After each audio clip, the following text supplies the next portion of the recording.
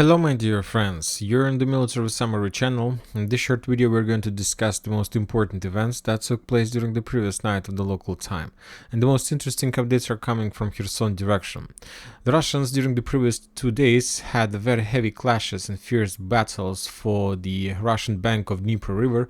The Ukrainians landed the infantry in the vicinity of Dniprovska, and along the railway tracks they were attacking the cities like Pyshanovka and Poyman. As a result of those clashes, the Ukrainians managed to establish control at least over the city by village by the name of Poyma, at least for maybe a few hours. Later, after the Russians managed to counterattack, and they managed to concentrate some reserves in this area to counterattack, and the Ukrainians were forced to step back.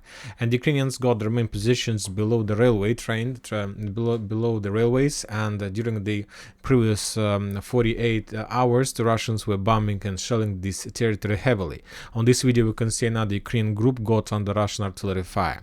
So we can say that maybe the operation has ended, but it's just the beginning.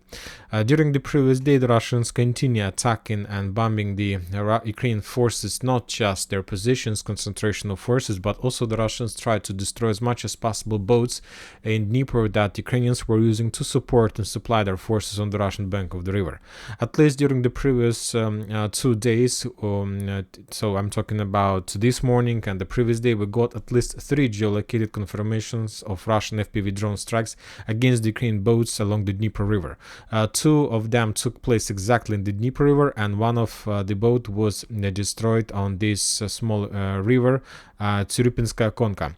But this is also not the last update from this territory. The Russians continue bombing and attacking the Ukrainian forces in Poniatovka, the city that Ukrainians were using to concentrate forces, those forces that probably took part in attack against the Russian bank of the river. And as you can see, the Russians were using FAB 500 bombs to destroy as much as possible and to reduce the Ukrainian possibilities for further forcing the river operations. But obviously the Ukrainians are not planning to start. The attacks that we saw yesterday and the day before yesterday were just a regular reconnaissance in combat, because the most important update is coming not from Dnipro river but from Kinburn speed, from this territory.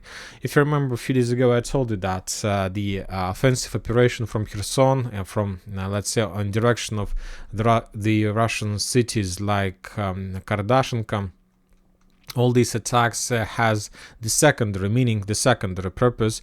Of course, this is very important attack, but this operation is going to be very difficult to implement for the Ukrainians, because the Russians have a very rich developed defense network in this area, so everything that goes and everything that will try to cross river will be destroyed. Maybe the Ukrainians will be able to establish like a temporary foothold, but it's in the long-term perspective, the Ukrainians have no chances to hold this territory. But the most important and the most easy to take area is Kinburn speed for the Ukrainians. And yesterday the Ukrainians launched a small reconnaissance, probably in force, in combat. They sent a small ship, the ship that Ukrainians obviously are planning to use for further offensive operation, landing operation. And as I understand, this ship was empty, and the main purpose of that attack was to understand and to discover the Russian artillery positions, anti-tank positions, missile positions, and so on. Furthermore, the Ukrainians wanted just to understand whether this type of equipment is able to survive under fire of Russian anti-tank missiles and so on. And that was something like probably very successful reconnaissance in combat, because as a result of strike, the Russians haven't managed to destroy this ship within one strike. According to information we have, the Russians launched at least 4 or 5 missiles, and even though the ship managed to survive. So currently the Ukrainians collected the necessary information, and I expect within a day or the next 36-48 hours a massive landing operation from the cities like Achakov in direction of Kinburn speed, from the cities like Solanchaki, Dmitrievka. So obviously the Ukrainians will attack, and the main purpose is to capture this territory to create immediate victory. After that, the Ukrainians will try to establish fire control from Shiroka Balka, trying to cut the Russian forces, Russian reinforcements. And as you can see, this small territory is very short. There is no problems to establish fire control over this territory, but from the other side, the Ukrainians will be able to create immediate victory and to save supply and support from the Western countries, at least for a very short period of time. Obviously, the Ukrainians are going to have significant losses, but the chances to capture this foothold is much higher in comparison with the strict straight attack from Kherson on the Russian bank of the river in the vicinity of Oleshki, Gola Pristan, and Novokakhovka. So we'll see. Because the next 36 hours is going to be, it will determine the entire situation. When talking about Verbova, the Ukrainians continue concentration of forces with the purpose to attack further in direction of Verbova. Currently, they're moving. It's a very long process because the Ukrainians don't have possibilities to send like a lot of forces at once.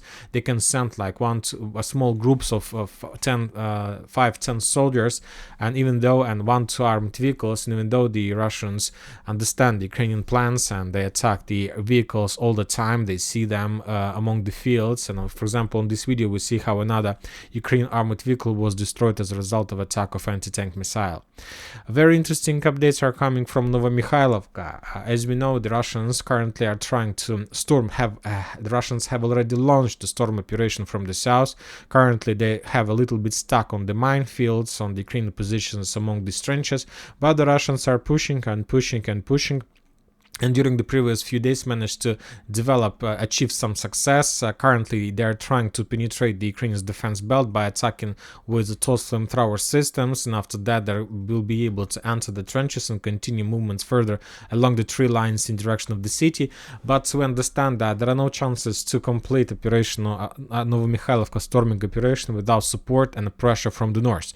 And during the previous week, we haven't received nothing from the northern area, and it was very, very weird because this is like the main direction of Russian attack. Without this attack, without successful northern operation, there are no chances to capture maybe city at all, or at least highly unlikely the Russians are able to do this.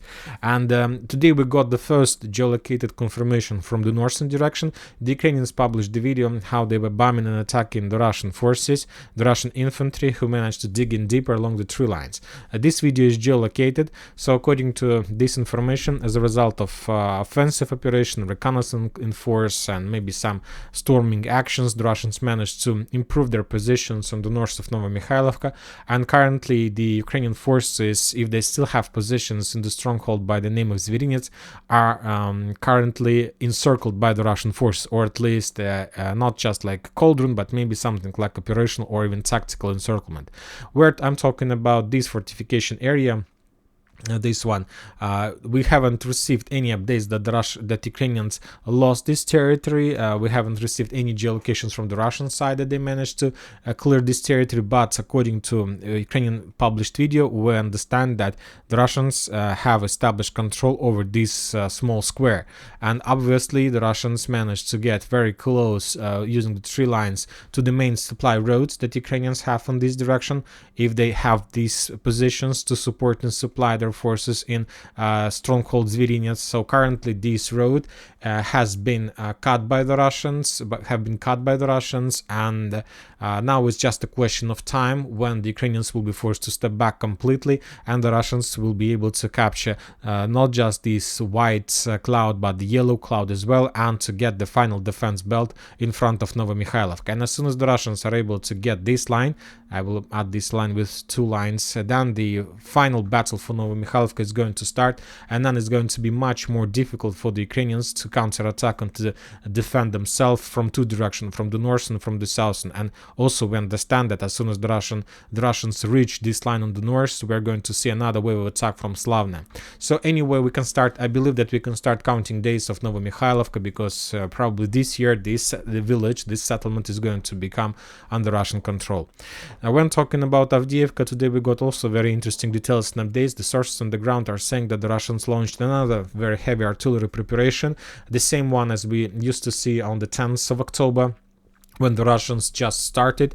After 6 days of clashes, the Russians managed to get few square meters from the north, from the south. We discussed and have geolocated all of them. And currently the Russians are trying to improve their positions and to get more square meters on the south in direction of defense belt by the name of Tsarskaya Okhota, on the southwest in direction of Severnaya, on the north to launch another wave of clashes for Terikon, and on the northwest to cross the railways and to get closer to the cities like Stepovo and Berdachi. So as I understand, this week the Russians are going to make the second step, the second attempt in these 4 directions. We haven't received nothing about any attempts of the Russian forces to attack, let's say, in direction of like water pump station and from Kamyanka. So as I understand, the Russians are not considering these 2 points of attack as like primary ones. So that's why maybe they're gonna do this time, but yet we haven't received nothing about this direction of attack.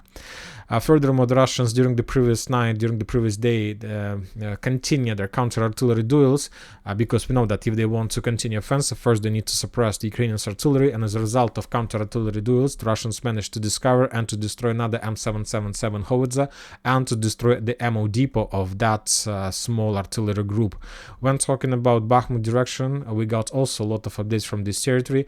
The Russians continue bombing and attacking the Ukrainians. Also, the same situation, they continue their counter-artillery duels, trying to suppress the Ukrainian forces, trying to suppress the Ukrainian artillery power, and not allow the Ukrainians to concentrate forces for further offensive operation along the railways between Avdiivka, Klishchiivka, and Kurdyumovka. On this video, we see the destroy of another Ukrainian artillery system. And in the city by the name of Dovga Balka, the Russians managed to discover the Ukrainian positions, fuel machines, and that's where, and as a result of Lancet strike, 2 fuel machines were destroyed. So, like, very nice success when talking about, of course, it's not a very big deal, but anyway, for a small part of the front line, I believe that was a very important achievement. We haven't received anything from Liman and Kupinsk's direction. The only thing we got is the video from the Ukrainian sources. The Ukrainians published the video how they managed to discover the Russian Grad position, Grad system, and the Kupinsk direction. And they managed to track the base, to track the local ammo depot using their own drones, the Ukrainian production. And after that, they launched a HIMARS strike. And as a result of that strike, the Ukrainians managed to destroy ammo depot and probably to completely damage and destroy 2 Grad systems in this area.